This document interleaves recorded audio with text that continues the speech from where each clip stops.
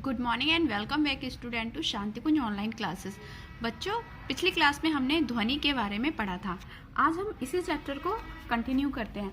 Chapter number 12 है और अपना पेज नंबर आप निकालिए 98। तो आज हमारा टॉपिक है ध्वनि को संचरित होने के लिए माध्यम की आवश्यकता होती है।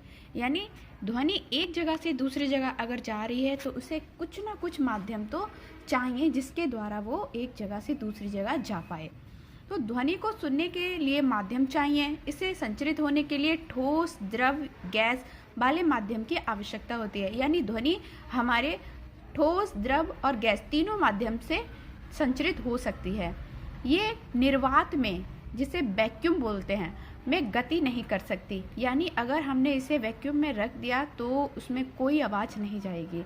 यदि कंपन करने वाली वस्तु और हमारे कानों के बीच वायु हो तो हमें ध्वनि सुनाई नहीं देगी। कंपित वस्तु वायु के अणुओं को कंपित कर देती है। ये अणु अपने अगले अणु को कंपित कर देते हैं। इस प्रकार जब ये कंपन हमारे कानों तक पहुंचता है तो हम ध्वनि को सुनते हैं। अतः ध्वनि के संचरण के लिए माध्यम की आवश्यकता होती है। एक ये भी देखिए कि ध्वनि से तेज गति से चलने वाली वस्तु की गति को पराध्वनिक गति, जिसे सुपरसोनिक गति भी कहते हैं। यहाँ एक एक्टिविटी दी हुई है, ये प्रमाणित करना कि ध्वनि द्रव से होकर संचरित होती है या नहीं। तो आप इसे पढ़िए और इसे समझिए। अच्छा, इसमें एक इम्पोर्टेंट लाइन दी है कि जल में ध्वनि का वेग 1600 मीटर प्रति सेकंड होता है। यानी जल में इसकी गति कितनी होती है? 1600 मीटर प्रति सेकंड। ध्वनि का परावर्तन यानी रिफ्लेक्शन, किसी पृष्ठ से ध्वनि उसी प्रकार परावर्तित होती है जैसे गेंद दीवार से टकराने पर उछलती है। आपने देखा होगा दीवार पे जब आप गेंद मारते हैं तो वो पीछे की तरफ वापस आती है ना, उसे बोलते हैं हम परावर्तन। इसी तरह से ध्वनि में भी परावर्तन होता है। किसी कठोर पृष्ठ से टकराकर ध्वनि के पीछे की ओर गति करना ध्वनि का परावर्तन कहलाता है। यानी जब ध्वनि किसी से टकराने के बाद फिर से हमें वापस सुनाई देती है, उसे बोलते हैं ध्वनि का परावर्तन। ध्वनि के परावर्तन को समझने के लिए यहाँ पर एक क्रियाकलाप दिया हुआ है, इससे आप पढ़िए, आप इससे समझ जाएंगे। ऐसा पाया गया है कि चमकीली वस्तुओं जैसे दर्पण, धातु या कठोर वस्तुएं जैसे भवन, पत्थर आदि ध्वनि को परावर्तित करते हैं। हालांकि ढीले संरचना वाले पदार्थ ध्वनि को एब्जॉर्ब कर लेते हैं, यानी अपने अंदर अवशोषित कर लेते हैं। तो जैसे कि चिकनी वस्तुएं जितनी हुई और दर्पण वगैरह ये हैं, इनसे अगर ध्वनि टकराती है तब क्या करेगी? हमें एक परावर्तन का साउंड सुनाई देता है।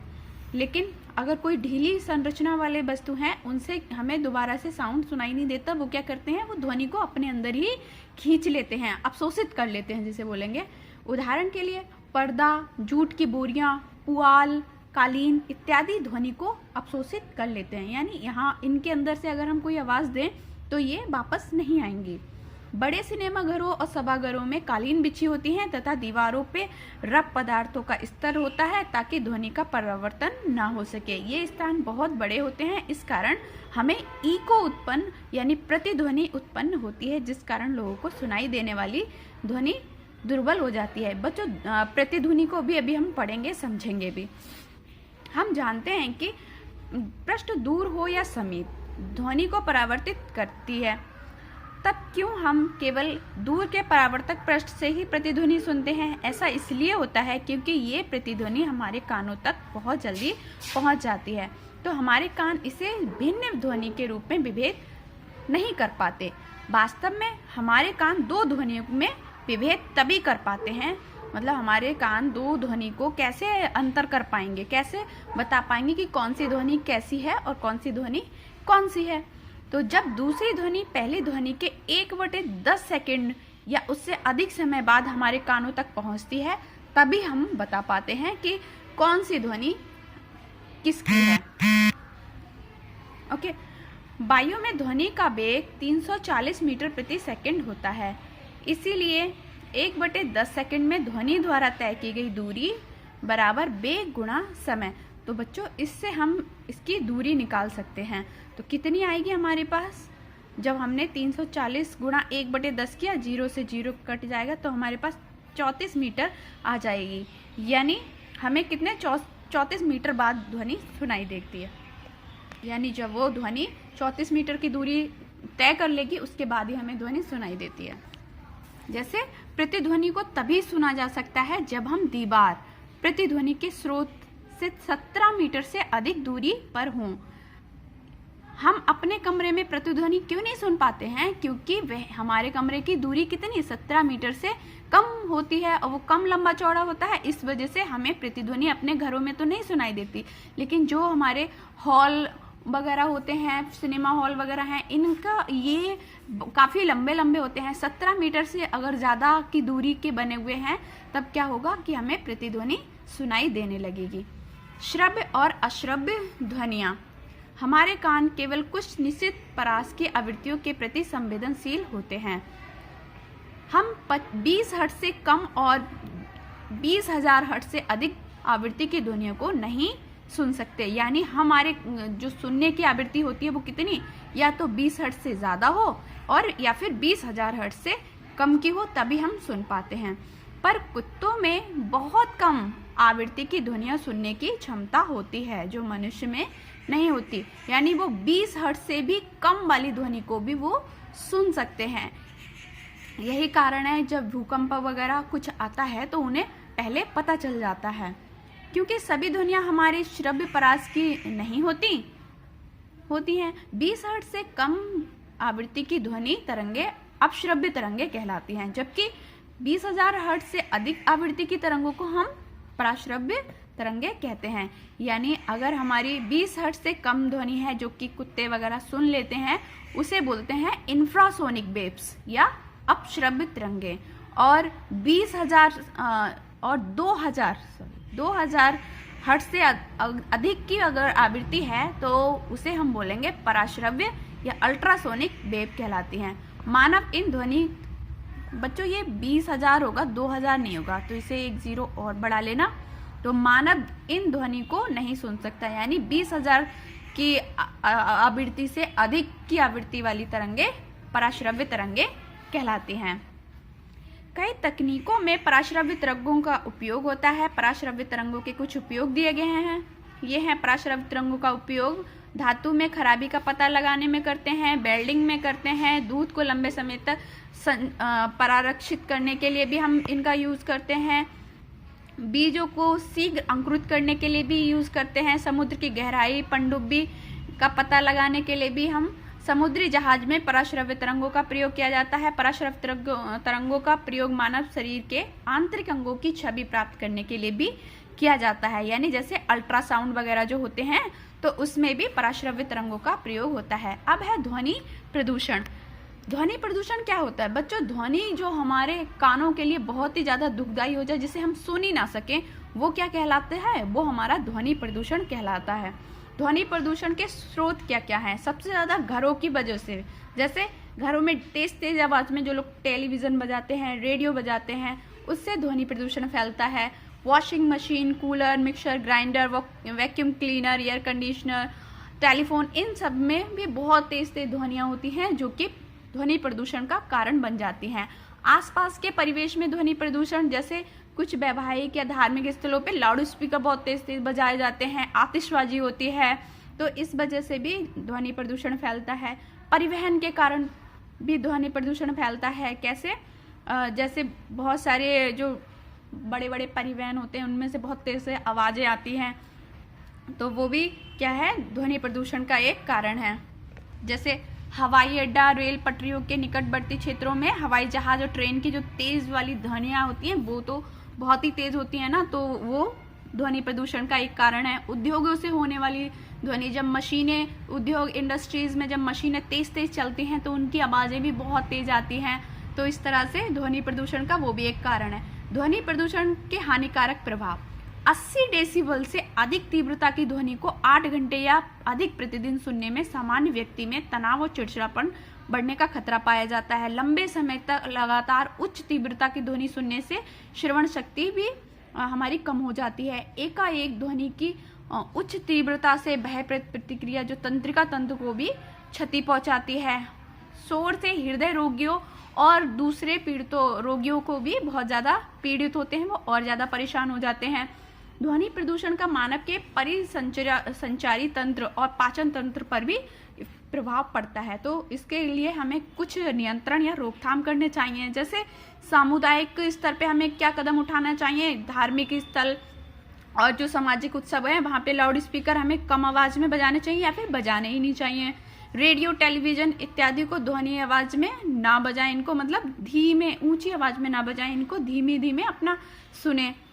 त्योहारों वगैरह पे आतिशबाजी ना करें, उच्च ध्वनि वाले संगीत यंत्र ना बजाएं। तो इस तरह से भी हम कर सकते हैं। सरकार को भी हमें कुछ कदम उठाने चाहिए जिनसे ये कम हो सकता है। जैसे भारी यातायात, सड़क, आवासीय क्षेत्रों में बफर जोन और या फिर हरित क्षेत्र बनाए जाने चाहिए। अच्छा, आपको पता है जो रोड के किनारे पेड़ पौधे क्यों लगाए जाते हैं? इससे क्या होता है कि ध्वनि उनमें एब्जॉर्ब हो जाती है और वो ज़्यादा नहीं फैलती, ज़्यादा ध्वनि नहीं आती है। इसीलिए ज़्यादा से ज़्यादा पेड़ पौधे लगाने चाहिए सरकार को रोड के किनारे किनारे। सीमित अवधि और ध्वनि सीमा के साथ साथ लाउड स्पीकर के प्रयोग की अनुमति दी जानी चाहिए, यानी लाउड स्पीकर की बोल दिया जाए कि हाँ कितने वॉल्यूम तक ही बजा सकते हैं। ध्वनि शोषक पदार्थों का प्रयोग करना चाहिए, यानी साइलेंसर वगैरह लगाने चाहिए मशीनों में भी और व्हीकल्स में भी। तो बच्चों इस तरह से हम ध्वनि प्रदूषण को कम कर सकते हैं। अब आते हैं हम एक्सरसाइज पे। तो बच्चों पहला क्वेश्चन देखिए, आप ध्वनि क्या है प्रयोगात्मक रूप से इसकी व्याख्या कीजिए।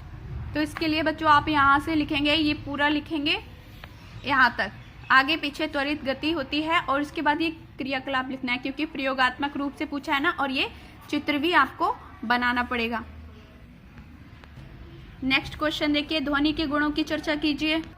इसके लिए आप यहाँ से लिखना शुरू करेंगे, स्वतंत्र निलंबित लोलक अपनी माध्य स्थिति बी में है से लेकर आपको अधिकतम विस्थापन दोलन का आयाम कहलाता है, दोलन का आयाम कहलाता है, यहाँ तक कंप्लीट करना है। और ये वाला चित्र भी आपको ड्रॉ करना है यानी बनाना है। अगला क्वेश्चन देखिए, क्या आप प्रमाणित कर सकते हैं कि ध्वनि निर्वात में गमन नहीं करती? तो इसके लिए आप यहाँ से लिखना, ध्वनि निर्वात में गति नहीं कर सकती से लेकर ध्वनि को संचरण के लिए माध्यम की आवश्यकता होती है। अगला क्वेश्चन देखिए, अपश्रव्य और पराश्रव्य ध्वनि में अंतर बताइए। तो इसके लिए आप यहाँ से लिखेंगे 20 हर्ट्ज से कम आवृत्ति की ध्वनि से लेकर और तरंगों को नहीं सुन सकते, और यहाँ पर 20,000 लिखना है, 2,000 मत कर देना, मिस प्रिंट हो गया है। अगला क्वेश्चन देखिए, ध्वनि प्रदूषण के स्रोत क्या हैं? तो इसके लिए आप यहाँ से लिखेंगे ध्वनि प्रदूषण के स्रोत, पहले ये पूरी लाइन इसकी परिभाषा में लिखेंगे, फिर ये यहाँ से यहाँ तक और ये यहाँ से यहाँ तक, और उसके बाद में यहाँ से यहाँ तक, और ये हेडिंग भी डालना है, उद्योगों से होने वाला ध्वनि प्रदूषण। लास्ट क्वेश्चन देखिए, ध्वनि प्रदूषण को कैसे नियंत्रित किया जा सकता है? तो आप इसमें सामुदायिक स्तर पर उठाए गए कदमों में ये 4 लिख लेंगे और सरकारी स्तर पर उठाए गए कदम में एक फर्स्ट ये लिखेंगे, सेकंड ये लिखेंगे। अब देखिए, खा में निम्नलिखित को परिभाषित कीजिए। ध्वनि का वेग, तो ध्वनि का वेग आप ये लिखेंगे कि ध्वनि द्वारा तय की गई दूरी किसी निश्चित समय में ध्वनि का वेग कहलाती है। ध्वनि का वेग दूरी बटे समय। जल में ध्वनि का वेग 1600 मीटर प्रति सेकंड होता है तथा वायु में ध्वनि का वेग 340 मीटर प्रति सेकंड होता है। तो ये आप ध्वनि का वेग की परिभाषा लिख लेंगे। फिर है ध्वनि प्रदूषण क्या होता है? तो ये दूसरा क्वेश्चन आप यही लिखेंगे, किसी स्रोत से उत्पन्न अवांछित ध्वनि जो कानों को कष्टप्रद होती है ध्वनि प्रदूषण कहलाता है। अगला क्वेश्चन है ध्वनि का परावर्तन। इसके लिए आप यहाँ से लिखेंगे किसी पृष्ठ से ध्वनि परावर्तन कहलाता है, यहाँ तक कंप्लीट करना है। फिर दोलन की आवृत्ति और दोलन का आवर्तकाल को परिभाषित यहाँ से करेंगे। आयाम बताता है कि वस्तु अपनी माध्य स्थिति से होकर विस्थापित हुई है, तो ये पहले यहाँ तक लिखना है, खा का 4 वाला, और 5 का आंसर यहाँ से लिखना है, आवर्तकाल के रूप में निरूपित किया जाता है ये। फिर देखिए रिक्त स्थानों की पूर्ति, ये कर लेंगे। यहाँ पर लिखा है 12 गुना तेज गति से गमन करती है। अब आंकिक प्रश्न पे आइए। फर्स्ट क्वेश्चन देखिए, आवर्तकाल दे रखा है 0.02 सेकेंड और हमें आवृत्ति बतानी है। तो क्या संबंध बताया था? तो इससे करेंगे, आवर्तकाल दे रखा है, आवृत्ति निकालनी है। आवृत्ति बराबर होता है 1/, आवर्तकाल यानी 1/0.02। तो जब हम इसे पॉइंट हटाएंगे तो ऊपर 2 0 बढ़ा के 100 लिख देंगे, यानी 1 लगा के 2 0 बढ़ा देंगे तो 2 को 100 से भाग करेंगे तो कितना आ जाएगा 50। तो आवृत्ति कितने आ जाएगी 50 हर्ट्ज। दूसरा क्वेश्चन देखो, उस स्वरित्र का आवर्तकाल ज्ञात कीजिए जिसकी आवृत्ति 400 हर्ट्ज है। यानी इसमें आवृत्ति दे रखी है तो आवर्तकाल निकालना है। तो आवर्तकाल निकालने के लिए क्या करेंगे, आवृत्ति की जगह पे रख देंगे 400 और अब क्या करेंगे 400 को हम 1 से भाग करेंगे। तो 1 से भाग नहीं होगा, हम क्या करेंगे 0 पॉइंट लगाएंगे, एक 0 बढ़ा देंगे। फिर अभी भी यहाँ पर 400 है, यहाँ 10 है, तो हम क्या करेंगे एक 0 और बढ़ाएंगे तो यहाँ पे 100 हो जाएगा। फिर अभी भी यहाँ पे कम ज़्यादा है तो हम क्या करेंगे एक 0 और बढ़ाएंगे तो हमारा 1000 हो जाएगा। यानी अब 400 दूनी 800 होते हैं तो हमारे पास कितने आ जाएंगे 2 बचेंगे यहाँ पे। अब एक 0 और उतार लेंगे तो 400 पंजे 2000 कैंसिल आउट हो जाएगा। इसका मतलब हमारा आवर्तकाल कितना आ जाएगा 0.0025 सेकेंड। समय अगला क्वेश्चन देखो क्या दे रखा है, एक व्यक्ति पहाड़ के निकट ताली बजाता है और 4 सेकंड के बाद उसकी प्रतिध्वनि सुनता है।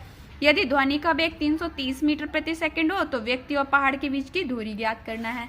तो इसके लिए आप क्या करेंगे, पहले समय लिखेंगे, 4 सेकंड बाद प्रतिध्वनि सुनाई देती है, ध्वनि का वेग दे रखा है, व्यक्ति और पहाड़ के बीच की दूरी ज्ञात करने के लिए हमें क्या निकालना होगा, ये फॉर्मूला वेग बराबर दूरी बटे समय। तो दूरी हमें निकालनी है, वेग का मान रखेंगे, समय का मान रखेंगे, दोनों की गुणा करेंगे, 4 की 0 से गुणा करेंगे 0, 4 की 3 से गुणा करेंगे 4 3 12 के 2 हासिल लगा 1, 4 3 12 और 1 13। तो हमारी दूरी आ जाएगी 1320 मीटर। तो बच्चों यहाँ हमारा चैप्टर कंप्लीट होता है। नेक्स्ट लेक्चर में फिर मिलेंगे अगली चैप्टर के साथ में। तब तक के लिए बाय बाय। होमवर्क कंप्लीट कर लेना कॉपी में।